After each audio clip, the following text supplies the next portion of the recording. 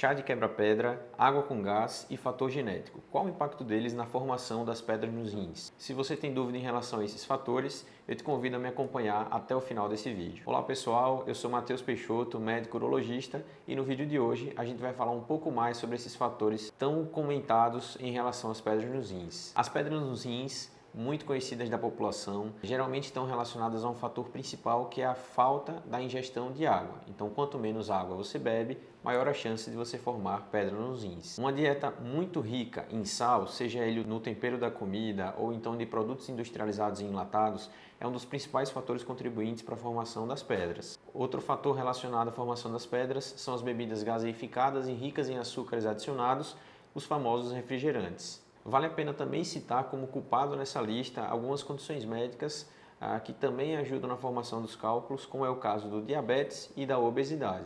Mas afinal de contas, como é que essas pedras se formam dentro dos nossos rins? A resposta é simples.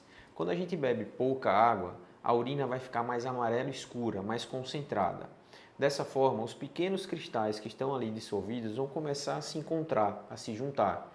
E aí, a partir deles, que inicialmente tem o tamanho de um grão de areia, vai se formar uma pedra que pode lhe causar dor e muito prejuízo. Mas e qual que é a relação entre aqueles três fatores que eu falei lá no início do vídeo e a formação das pedras nos rins? O primeiro deles, que é o fator genético, ele na verdade tem pouquíssima relação com a formação das pedras. O que acontece na verdade é que numa mesma família, quando uma pessoa se alimenta mal, consumindo pouca água ou comendo muito sal nas refeições, a tendência é que os outros integrantes da família façam o mesmo. Então, se uma pessoa desenvolveu, a outra tende a desenvolver. Um fato que reforça isso é o fato de pessoas que participam de uma mesma comunidade, por exemplo, vizinhos, terem pedras nos rins sem necessariamente terem um grau de parentesco, porém tendo os mesmos tipos de hábitos alimentares. Um outro fator, que é a ingestão de água com gás, na verdade é um mito.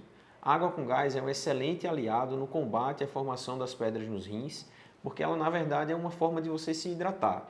O que acontece, na verdade, é que a água com gás ela contém uma quantidade de ácido um pouco maior do que a água normal, e isso pode desenvolver sintomas gastrointestinais, como, por exemplo, azia, queimação, mas em relação aos rins, não há nenhum prejuízo. A água com gás é um aliado. Beleza, água com gás não faz mal. Mas e no caso dos refrigerantes? Eles também contêm gás. E por que eles fazem mal? O grande problema dos refrigerantes é a quantidade de sódio, porque o sódio, que está relacionado ao sal, é um dos grandes fatores que colaboram para a formação das pedras. Então o problema não é a quantidade de gás, e sim outras substâncias presentes nos refrigerantes. Chegando ao terceiro e último fator, o famoso chá de quebra-pedra. Será que eles realmente funcionam? A resposta é não.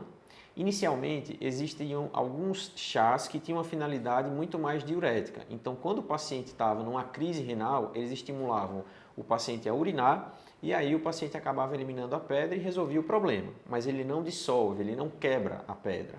Atualmente, a maioria dos urologistas não indica usar o chá de quebra-pedra justamente por não saber a origem.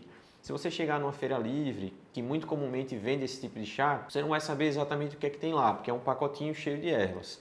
Então, a gente contraindica porque eles podem não só impedir a eliminação do cálculo, como ainda prejudicar o funcionamento dos rins, a depender do problema da substância que você tenha dentro desse chá. É aí que entra a importância do profissional urologista.